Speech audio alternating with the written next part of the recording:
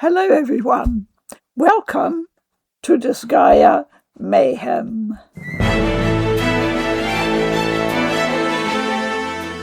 Yes, we have an unboxing, and my assistant today is a Prinny pal.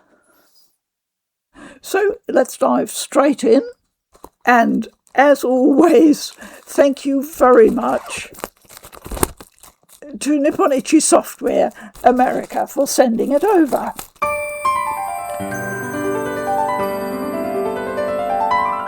The two protagonists, I like the pink hair. And you can see straight away from the box, it's got that distinctive Disgaea design. Mayhem. Why Mayhem? Well, this is a spin-off game. This is not a main entry in the long-running Disgaea series. Not like these games. These games have the well-known turn-based combat with all the extra features that Disgaea is famous for. Here they've tried something different in a smaller package, and that is more an action RPG style. As I understand it, it's got a very strong Musou flavour. We'll have to see. I'm not a Musou expert, but I have played a few games in the Warriors series and games that adopted the Warriors style, and I, generally speaking, enjoy it. I wouldn't claim to be terribly good at it, but I do love mowing down hordes of enemies, yes. Right from the very first tutorial dungeon, it doesn't really feel or play like a typical Warriors game. It may look like it on the surface, yes, but wiping out enemies is a fairly rudimentary matter. I use just my weapon and the strong attack most of the time. Quite rarely do I use a special skill. This is a dungeon I used early on for a little bit of grinding. If you inspect the minimap closely, you can see it's not really laid out like a Warriors map with a variety of missions you have to achieve. A Warriors map and its missions are far more complex. Here, wiping out dungeon enemies is simply the hors d'oeuvre to a boss fight. And I'll show you some boss fights a bit later. I will also show you the weapons and my preferred one later. You can see that I'm often quite stationary and just using a wide range attack to literally clear the monsters. And here is the light circle for the boss. It doesn't take long to clear a dungeon. Here we are in the item world, which is just a bit tougher, and you can see how I have to keep up the wide area attacks to clear everything on the map. You can also, of course, run and gun, so to speak, if you're good at that type of combat. So I hope I have shown and explained clearly enough why, in my opinion, this is not really a Musou game, despite having some superficial resemblance to one. You're simply mowing down hordes of enemies as fast and efficiently as possible to get to the boss, so that you have time for the many other typical Disgaea activities. I just hope there's going to be a Prinny in this game. Hey dude, what's a Disgaea game without a Prinny? I am Wurst. Yes, we have a gigantic, beautiful Prinny called Wurst. Wurst is voiced by the actor Damon Mills. First thing to check, the cardboard, of course. Nice and sturdy and solid. They always pack their boxes tightly. It doesn't look very big, but they always manage to fit in a lot. So first thing I'm grabbing is the game. I have to open the box to be able to play the game so that I can give you an impression of what I think it's like. The overlord of this netherworld. No sweat. So, how'd I do? I like the character model design. It has a fresh, modern feel to it, while still being distinctly Disgaea, I think. Here we have a little slice of the beginning of the backstory of Disgaea Mayhem. I succeeded him as overlord, but his powerful retainers have taken this chance to start a rebellion. Disgaea 6 introduced 3D models for the first time, and people didn't much like it.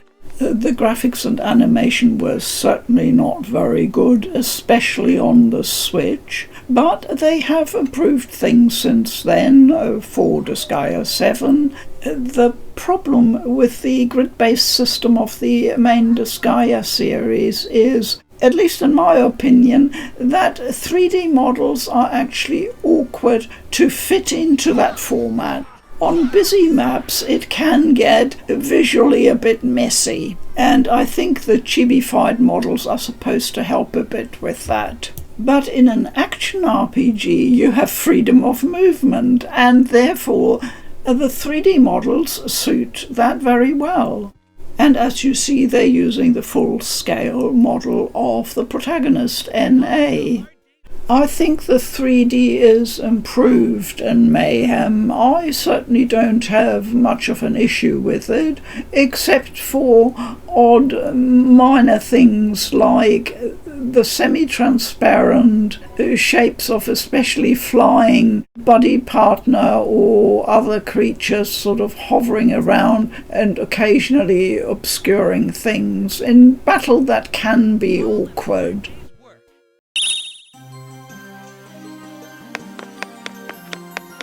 Blow you away! Blow you away! Get off!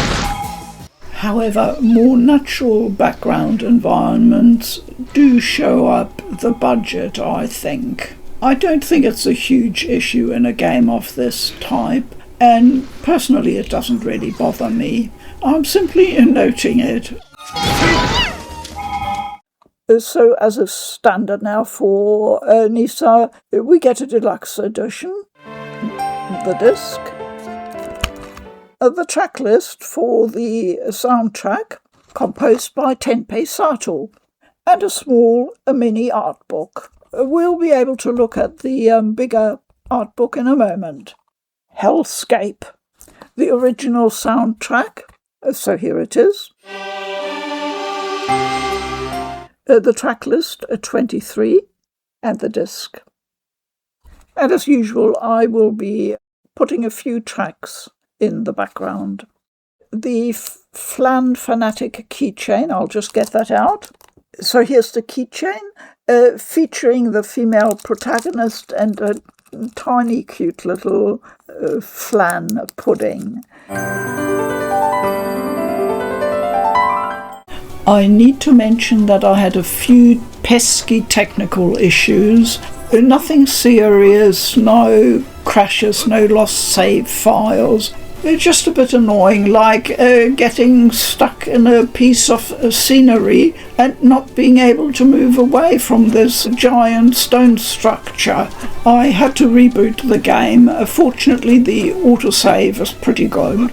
I noticed hardly a difference between the quality and performance setting. I experienced no performance issues. My gripe about the controls setting is that I like to reset camera and guarding, but I had to reset it each time I started up the game again because it hadn't stuck. An annoying issue on PlayStation is that the trophies appear in Japanese if your system language is not set to US English. So if it's set to UK English or any other language, you get the Japanese trophy description. It's of course easily fixed by switching to US English in your system settings, but awkward for those set to a non-English language. I have had this issue crop up before with very small niche Japanese game developers, but I'm a bit surprised it pops up with a Disgaea game. And here is my last gripe, the pause screen. If you have ever recorded a little video clip from your gameplay on PlayStation, you know how it works, and you press the record button and off you go. The game pauses until you hit record, but there shouldn't really be an extra pause screen popping up. The main Disgaea games don't have this issue, so I have no idea why it crops up here. All I can say is it's very annoying if you have to record a lot of clips. Now, I did pick up that the story of the game, such as it is, revolves around a flan or lots of flans. I'm not sure, but we'll have to see. I have to confess, I'm weirdly reminded of Neptunia.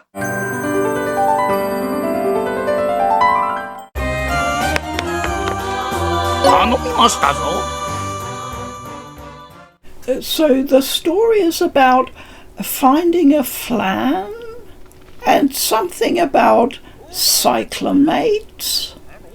I grew tired of soft flan. Now these monsters are making big demands.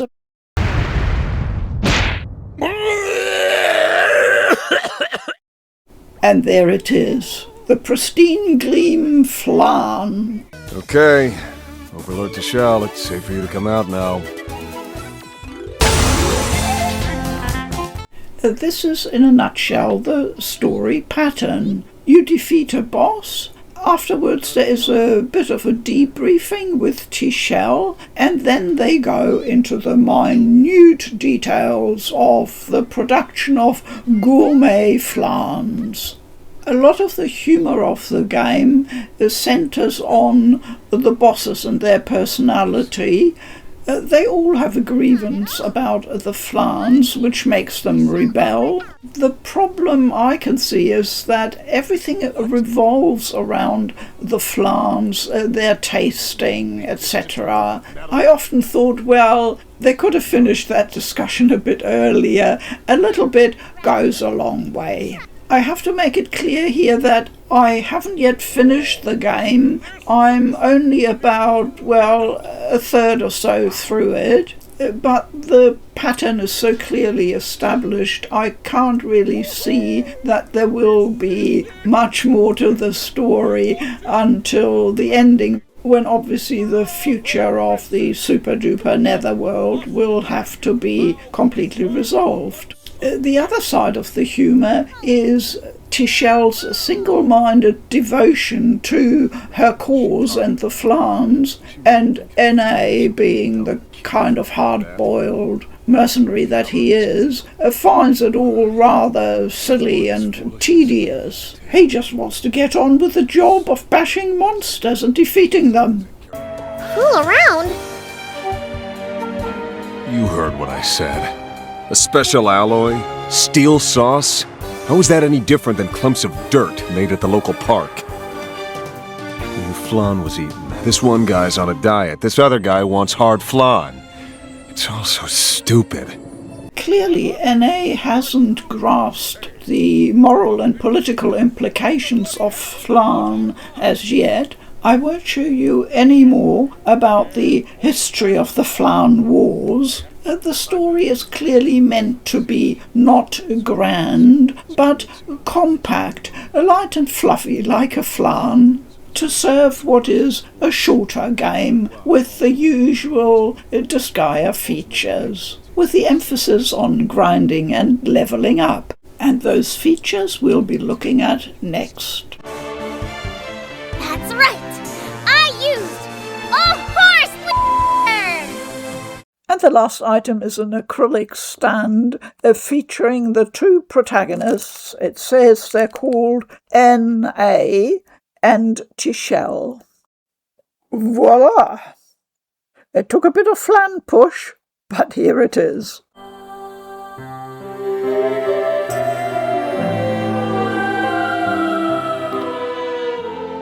Very pretty and looks very lively. Your home base is very spacious.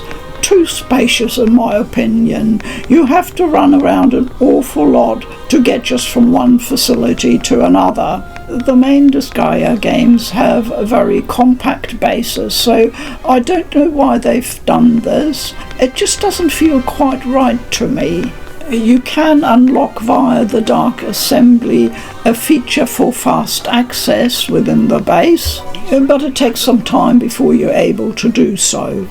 The item world has been a core feature of Disgaea games from the very first one, and I cannot overstate its importance for Mayhem. While it is certainly possible to go through the whole game levelling up just by following the story and grinding dungeons, that would be a tedious process and, in my opinion, quite a miserable one. This item world allows you to level up your equipment incredibly fast. You can be overpowered in no time at all if you wish. In fact, I had so much fun exploring the item world that after just a few dungeon runs in it, I was pretty much OP, which allowed me to very quickly clear a whole chapter of dungeons, making it a much more pleasant process.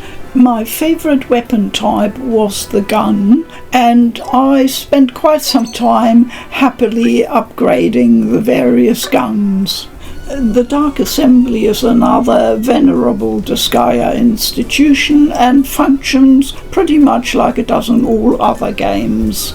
You can use the important reincarnate feature here, but I don't think this really becomes significant probably until the post-game Carnage mode becomes available. I tried it out for testing purposes. I think I was only at level 11, and I was surprised that it did make a bit of a difference. I will need to sprint through the remainder of the features because there are so many of them. Practically all of them are part of the established Disgaea world, except one, and that is the buddy base. Most Disgaea games have monster recruiting, and the system here in Mayhem has been simplified and streamlined a lot, making it really easy and enjoyable to use. The Magi Change function allows your monster to turn into a weapon, and the results can be spectacular.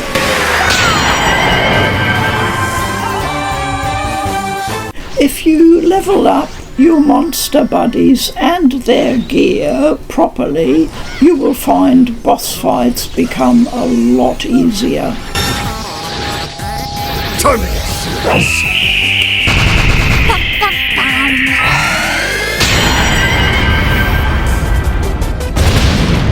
Innocents are strange critters that live inside items but also roam the item world. They can provide stats enhancements. Sadly, after now 14 hours of gameplay, I have so far only encountered one innocent ever in a dungeon in a mystery room. I hope I will get to encounter more as I delve ever deeper into the item world. Innocents can also be farmed, a bit like a Pokemon. Disgaea is full of fun little distractions.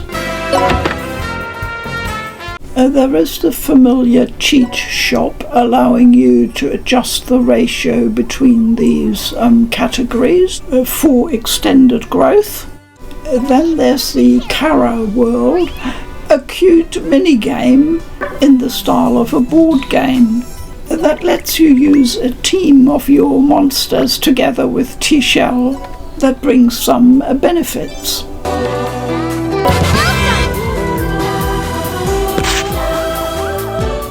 I tried all the weapons, here the magic staff, which I quite liked, except I got visually distracted by those floating fireballs, so that didn't work for me. But as I already mentioned, and as you've seen in most of the combat I've shown you so far, the gun worked best for me. While all weapons have a bit of range, as you see with the spear, I have to run around an awful lot, or else... Line. The gun simply is, in my opinion, the best ranged weapon, and works well for both clearing large mobs, but also with many of the bosses who tend to have quite a wide area of attack. You see that I'm almost double the level of the boss Albita here. That's due to my addiction to the item world. Yeah, so obviously it won't be difficult taking him down. But you can also see his attack range well, and with a sword, axe or spear it would be quite a bit trickier to get in close enough to trigger your own attacks. I'm not at all abashed to go for the easier solution, which is a powerful ranged weapon. And while bosses may be easy in the first half of the game, I fully anticipate it will get quite a bit tougher later on.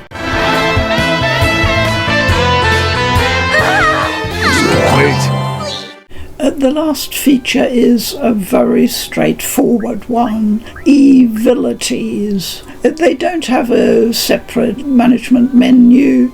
You simply equip them in your main character menu. So let's just have a quick look at NA's abilities. Mercenary Pride is the one he comes with out of the box. Abilities are passive traits or buffs, and you can see from the description how very powerful they can be. I mean, increasing damage dealt to bosses by 30%? Yes, please.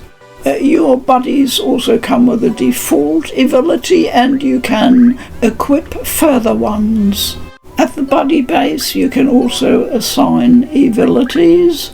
Now obviously the more abilities you have and the more slots to fit them in, the better. How do you get hold of them? In a variety of ways. You can get them as drops, especially in the Kara world. That's where I've had most of them, really. And every time you reincarnate either NA or one of the buddies, you also get an ability as a bonus. Once again, the game tries to make it easy and enticing enough for you to try and go out and get these abilities. In some of the main Disgaea games, it can be quite a hunt. And I finally got the fast access ring menus. Yay! Let me finish by showing you my puppy pack. My Kusith canine buddy spawns support cubs. The more you fight, the more they gather. It's a really nice feature. I'm enjoying it. So just a quick look at the art book. This book includes major spoilers. Who does that? Who waits until they've played the game to look at the art book? Not me. I'm not going to show you any spoilers. So this is the main character, NA. Unless character design is a spoiler, I don't think so. Most developers these days share a lot of the character design detail long before the game comes out. Tichelle, looking absolutely adorable. Here are further characters. It doesn't look spoilerish to me, so... Then there are Prinnies and Shrooms, yes! To anyone who knows even a little bit about Disgaea, I don't think this will be any surprise or spoiler. quite a few of the enemies look familiar from the other Disgaea game, like bats, felines, succubi. There are some very, very nice illustrations, but I'm not sure whether they are bosses or something else. They look important, so I won't show you. And a few backgrounds. And the back cover image shows a Prinny cook, but I'm not sure the dish has been quite a success. Whereas the front cover image shows a very happy Prinny with a successful flan dish. So a small art book with 28 pages, but the illustrations are very nice indeed. And that's it. Disgaea Mayhem. I have now reached the halfway point of completion and only have 2 more bosses to go before the finale, so this might be a good time to reflect on what Mayhem has to offer, what is it doing right, who would it appeal to, and looking to the future, what are the prospects for a Disgaea action RPG, maybe as a standalone side dish, so to speak, to the main Disgaea series. Disgaea Mayhem is barely half the length of a full RPG, but even so, the story feels on the thin side. The story structure is a bit too formulaic, a bit too repetitive. Some unexpected weird happenings in between would have livened up proceedings. On the plus side, the duo of NA and T-Shell works really well, I think. T-Shell in particular is a little star, and I'd love to see her in a deeper and more expanded role in another game. Yes, by all means with NA, he works well for me. The greatest problem with Mayhem, as I see it, is that the well-established, fabulous set of Disgaea features nearly topples the whole game. I mean by that the action combat side of things is on the weak side. Not because the combat design itself is bad, it isn't. It's perfectly alright for a smaller, short game of this type, but it could definitely do with further refinement. The problem for me really was that the mowing down of enemies in order to reach the boss was the least interesting part of the game. There is a bit of fun there, for sure, but just not enough variety. There's only one default difficulty, which is set reasonably low, I'd have to say. So the moment you start using these wonderful Disgaea features like the item world, etc., you become far too OP for the main story part. For those who want to proceed to the post-game and grapple with carnage mode, I would say that's probably where the real meat of the game lies, but I can't comment on that as yet. Disgaea Mayhem is a very chill game. Its ease of operation tells me that it's meant to be a light excursion. The god-tier Disgaea functionality is almost too substantial to be carried by the weaker framework of the story and the action combat. But there is enough here to make me see it not so much as a flan dessert, but rather as an hors d'oeuvre, something with a lot of promise of a more substantial main course maybe to come.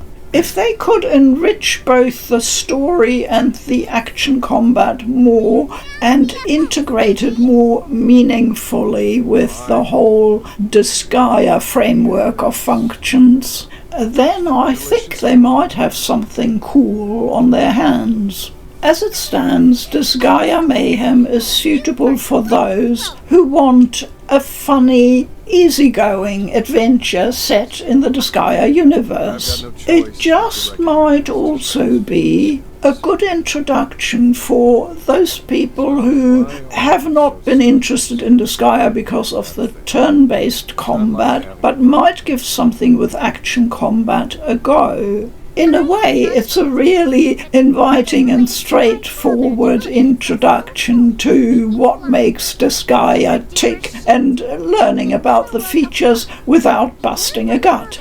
I got caught up in the game loop, as I always do with Disgaea games. I just find it pretty addictive. But that's because of the Disgaea features, not because of the action combat, the repetitive mowing down of enemies. They need to offer something a bit more there. The boss battles are definitely more fun, though. Mayhem has some serious drawbacks for sure. I was still surprised how charming I found it. I'm leaving this place once the job's done. Maybe she's rubbing off on me. When my mission is accomplished, I'm out. Yeah. The game is available on PC, PlayStation, the Switch, but not on Xbox.